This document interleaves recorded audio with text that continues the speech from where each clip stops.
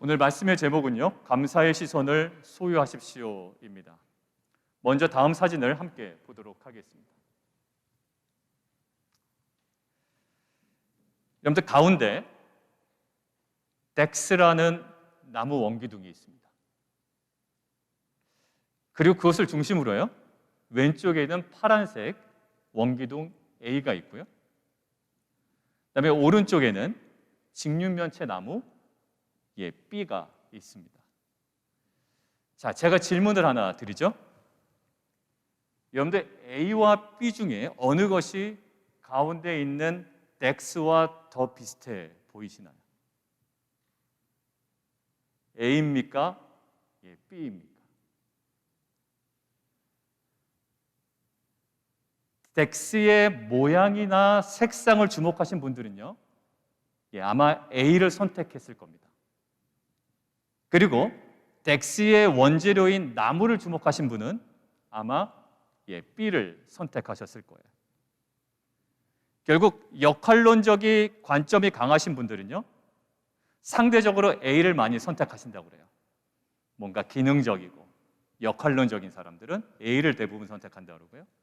본질주의적인 관점이 강하신 분, 뿌리 찾는 분, 근본 찾으시는 분들, 이런 분들은 상대적으로 B를 더 많이 선택한다고 합니다. 결국 무엇을 기준 삼아 보느냐에 따라 우리의 판단과 결정이 달라집니다. 서양 사람들은 보통 A를 선택한다고 합니다. 그리고 한국 사람들은요, 보통 B를 선택한다고 해요. 마치 이런 거예요. 물이 반쯤 담겨있는 동일한 컵을 향해서 반이나 남았다라고 말씀하신 분이 있고 반밖에 남지 않았다라고 이야기하는 것, 우리가 많이 들었을 겁니다. 그렇게 갈리는 것과 동일하죠.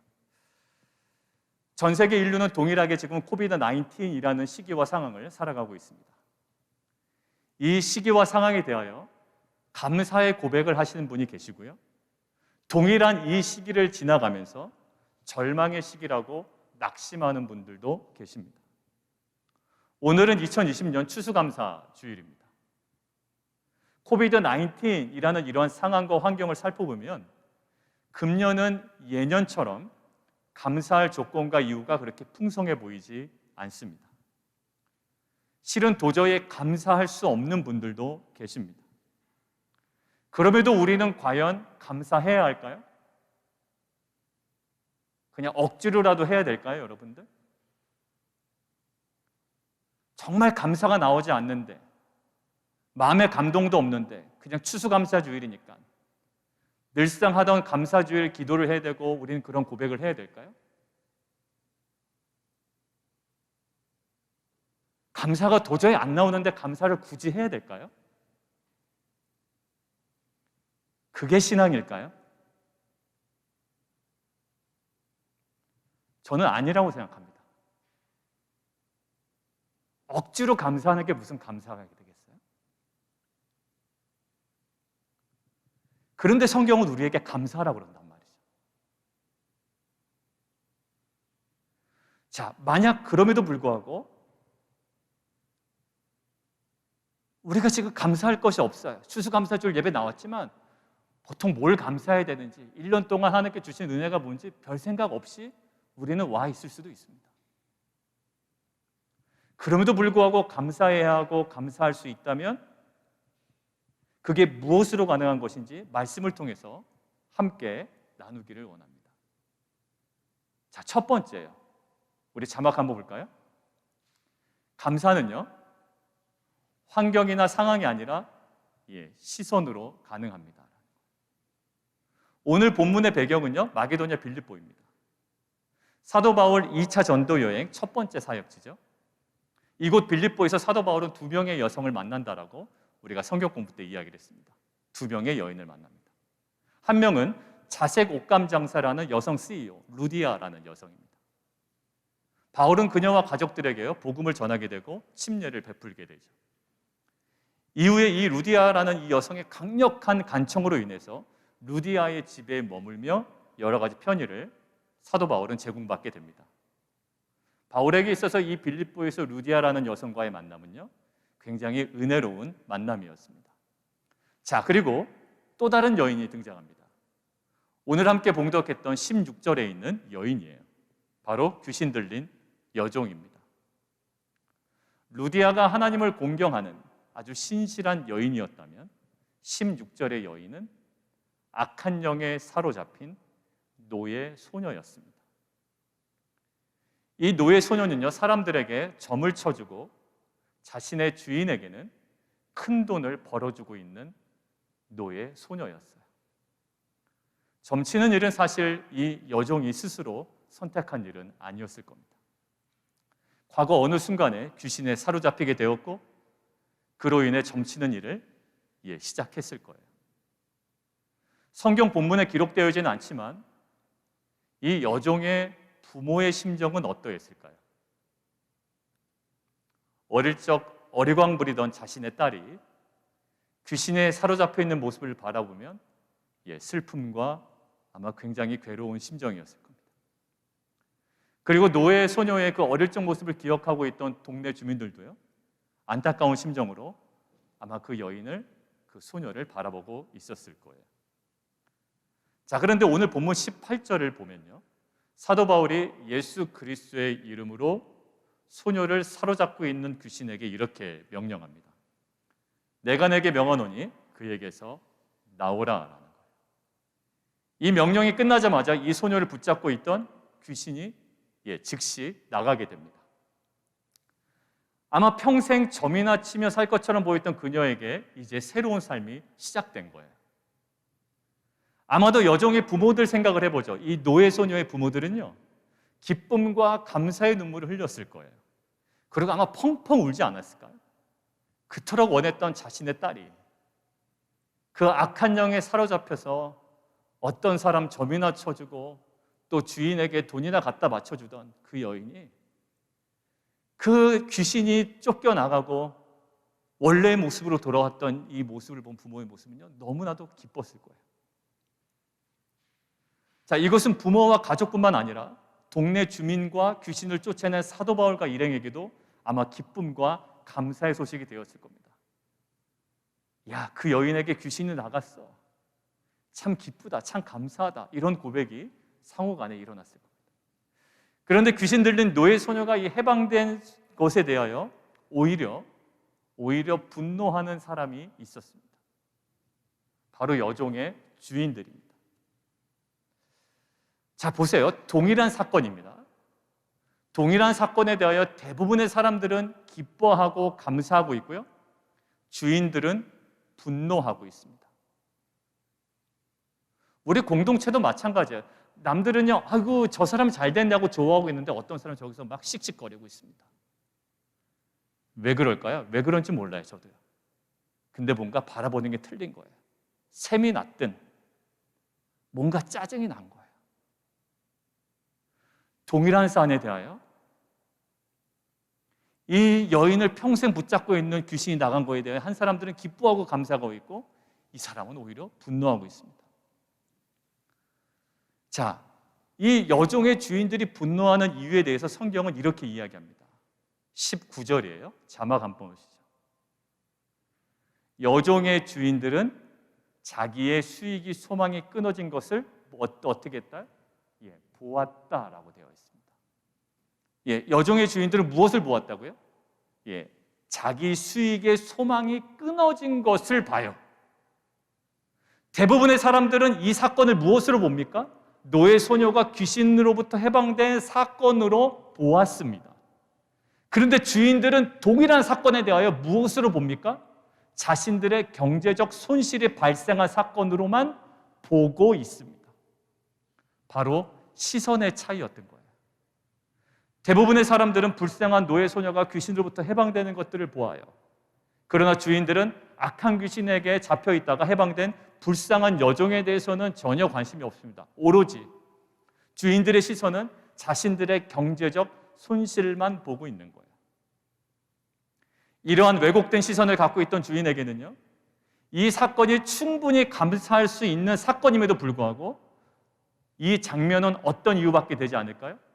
분노의 이유밖에 되지 않은 겁니다. 다른 사람에게는 감사의 이유가 되는 사건이 이 주인에게는 분노의 이유가 되는 거예요. 우리의 시선이 무엇을 주목하느냐에 따라 감사의 이유도 되고요, 때로는 분노의 이유도 될 수 있습니다. 사건이 달라서가 아니라 시선이 달랐기 때문이에요. 마가복음 5장에 아주 유사한 사건이 하나 있습니다. 마가복음 5장에는 거라사 광인, 귀신 들린 자가 나옵니다. 그는 밤낮 무덤 사이를 거닐어 다닙니다. 동네방네 무덤 사이를 다녀요. 늘 소리를 지릅니다. 그리고 돌로 자기 몸에 상처를 계속 내고 있는, 한마디로 폐인이라고요. 고랑과 쇠사슬에 매여 있는데도요, 고랑을 깨뜨리고 쇠사슬을 끊어버립니다. 그를 제어할 사람은 아무도 없는 거예요. 그래서 그 누구도, 심지어 가족조차도 다가갈 수 없고 다가가려고 하지 않는 아주 비참한 인생이었습니다. 그런데 예수님께서 그 비참한 인생을 직접 찾아가시죠. 예수님이 그 귀신 들린 자와 대화를 하는데 놀라운 사실 하나가 드러납니다. 귀신 하나가 들어간 게 아니라 귀신이 자기의 이름을 얘기하는데 군대라고 이야기합니다. 결국 엄청난 귀신들이 그 안에 들어가 있는 거예요. 한 사람을 완전히 갈갈이 찢어버리고요, 산산이 짓밟고 있습니다.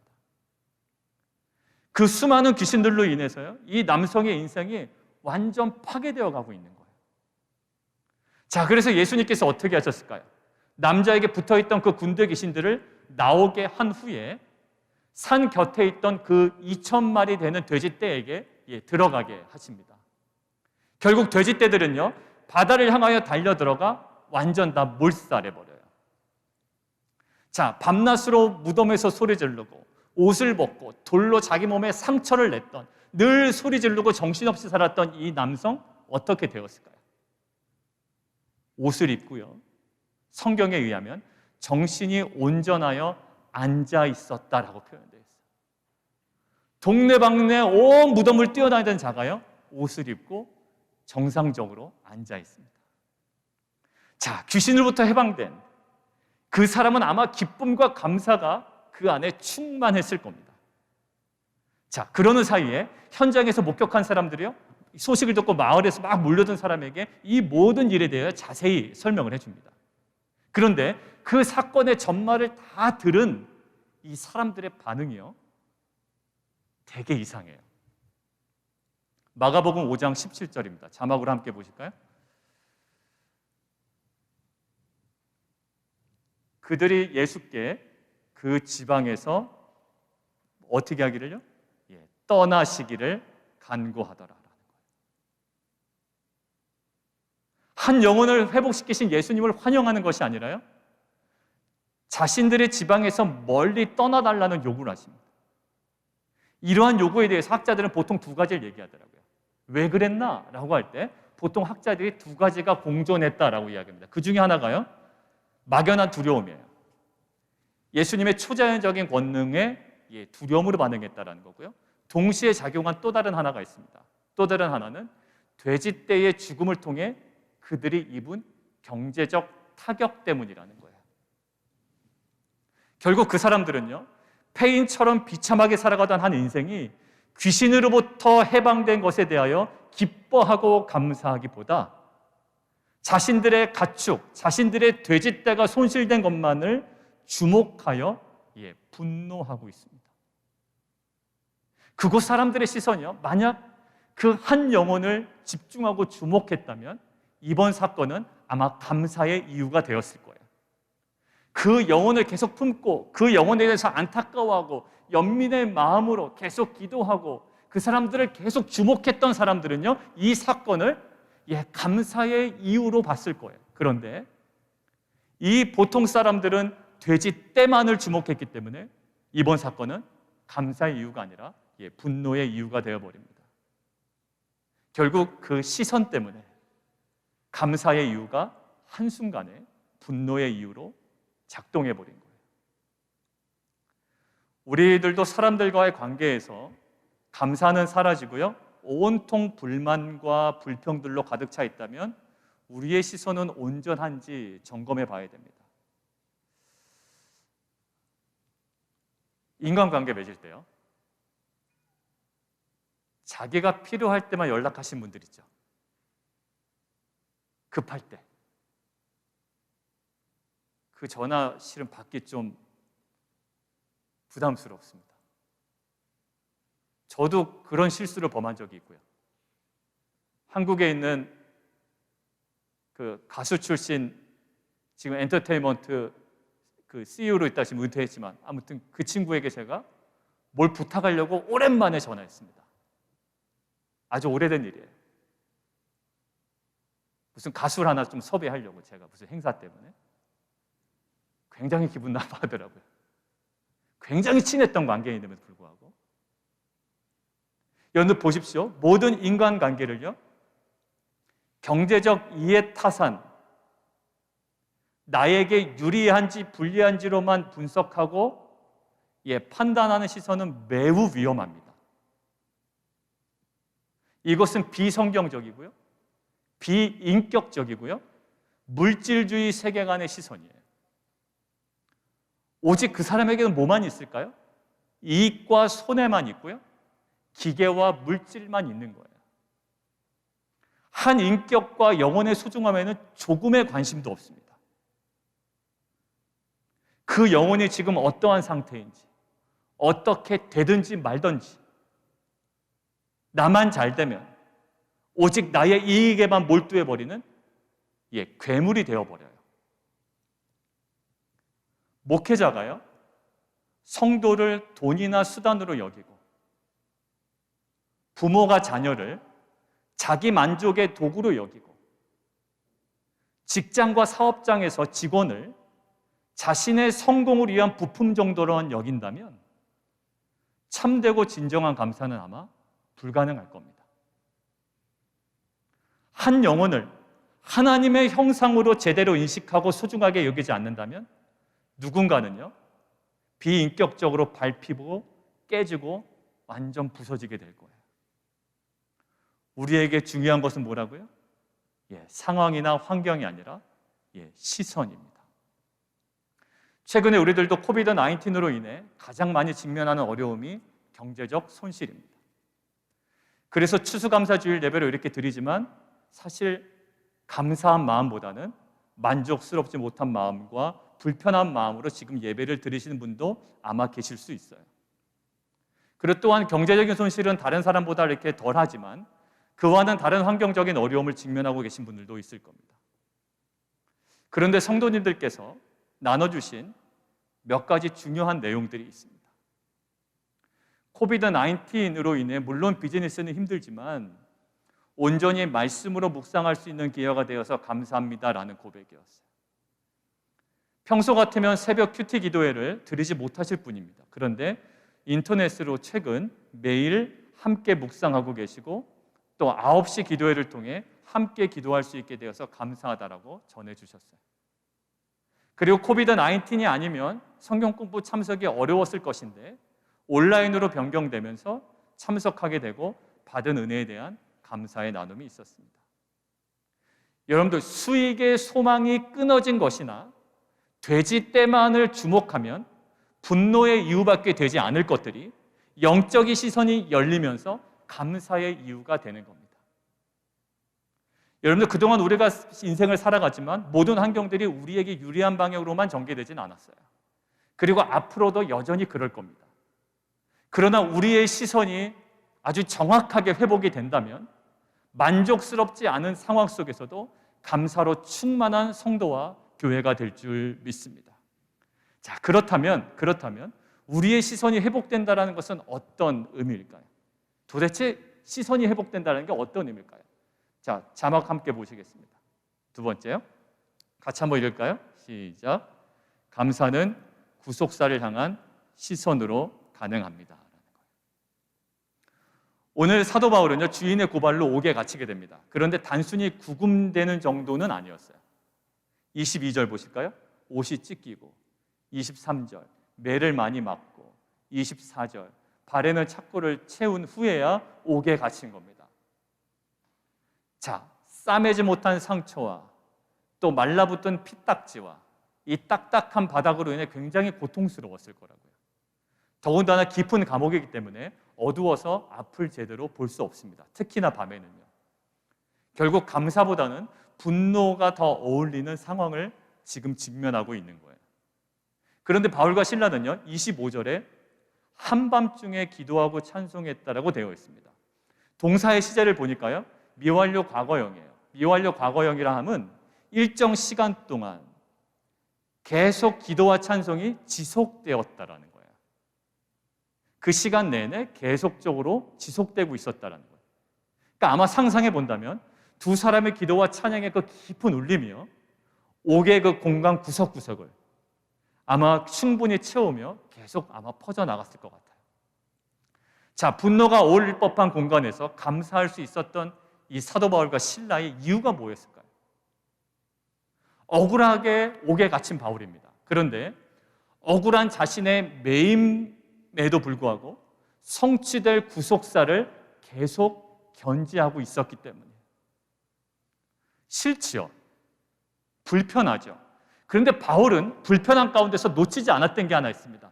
이 상황 가운데서 분명히 하나님의 구속사는 성취된다라는 그게 계속 열려 있었던 자였어요. 결국 매임 속에서도 구속사의 시선을 놓치지 않습니다. 그 증거가요, 28절이에요. 자, 눈으로 보시면 옥문이 활짝 열리고 착고가 풀렸음에도 바울은요, 바로 탈옥하지 않습니다. 결국 바울은요, 자신의 탈옥에 관심을 두기보다 자결하려던 간수에 깊은 관심을 보이고 있는 거예요. 결국 32절과 33절의 내용처럼 간수와 간수의 가족들이요, 예수를 믿고 침례를 받는 간수와 그 가정을 위한 구속사가 성취되고 있어요. 만약 바울이 억울한 매임에 대해서 감사가 아닌 분노의 감정에 사로잡혀 있었다면 옥문이 열리고 착고가 풀리자마자 바울은 아마요, 감옥을 뛰쳐나갔을 거라고요. 너무 분노했어요. 너무 억울했다고요. 근데 옥문이 열려요? 뒤도 돌아보지 아니하고 아마 거기를 뛰어나갔을 겁니다. 자, 그런데 만약에 뛰어나갔다면 간수는 자결했을 것이고요, 간수의 가정에는 그 간수의 자살로 인하여 큰 비극이 임했을 거예요. 그런데 바울이 억울한 매임 속에서도 그 매임 속에 성취될 구속사를 향한 시선을 계속 견지했기 때문에 옥중에서도 감사할 수 있었고, 그리고 옥문이 열린 후에도 탈옥이 아니라 간수를 주목하는 시선이 가능했다라는 거예요.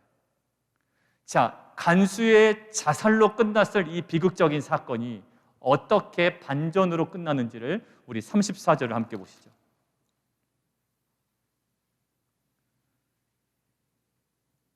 그와 온 집안이 하나님을 믿음으로 크게 기뻐하니라. 간수의 자결로 초상을 치렀을 그 가정이요, 오히려 예수를 믿음으로 크게 기뻐하는 가정의 모습으로 전혀 다른 모습으로 반전이 일어납니다.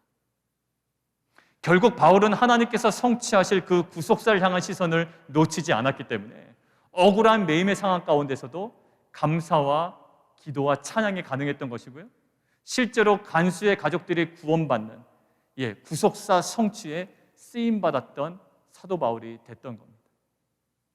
자, 사도 바울은요, 항상 감사할 수 없는 조건에서 구속사가 성취된 것들을 경험했습니다. 2차 전도 여행 때 자신이 계획한 아시아 전도가 막히게 되죠. 감사할 수 없습니다. 그런데 오히려 마게도냐로 향한 유럽의 문이 열리게 되어서요, 오늘 본문처럼 빌립보에서 루디아, 귀신 들린 여종, 간수와 간수의 가족들 향한 구속사가 성취됩니다. 무엇을 통해서요? 본인이 계획한 아시아의 전도가 막히는 상황을 통하여. 그리고요, 2차 전도 여행 중간에 고린도에서도요, 회당에서 바로 쫓겨나갑니다.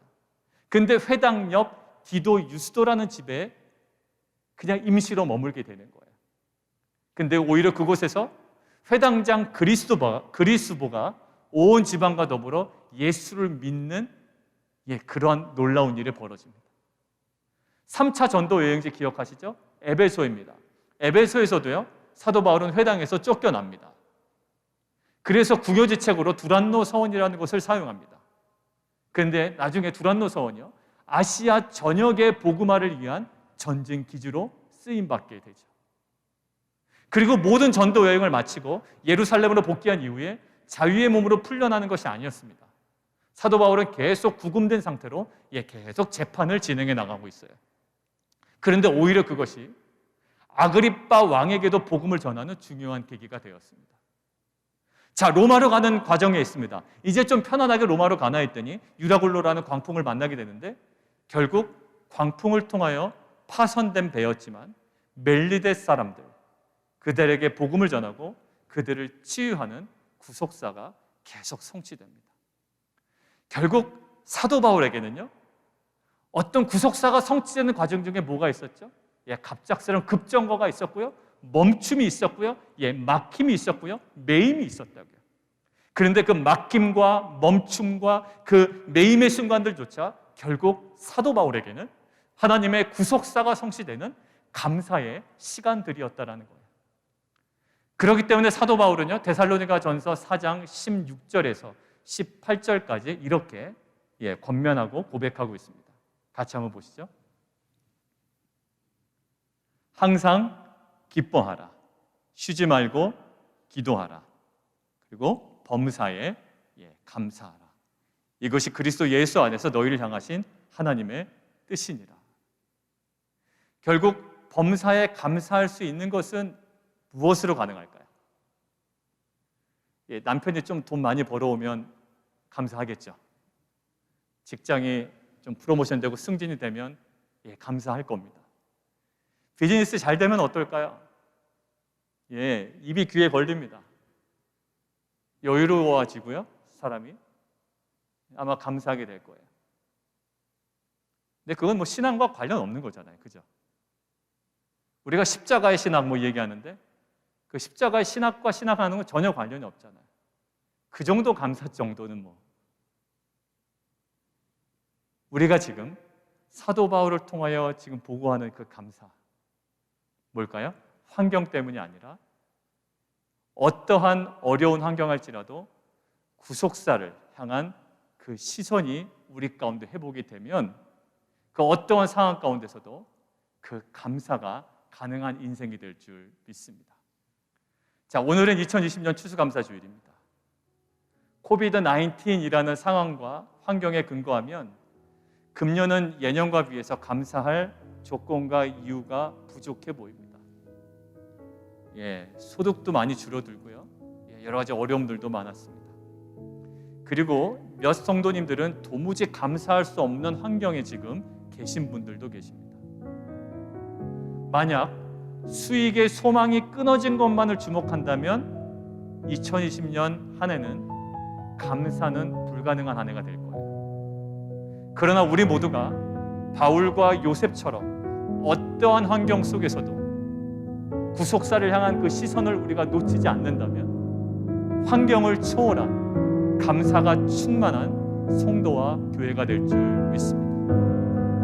그래서 그러한 시선들을 우리가 소유함을 통해 모든 것들을 합력하여 선을 이루어 가시는 하나님의 구속사를 경험하는 빛과 소금교회 모든 성도님들 되시기를 간절히 원합니다.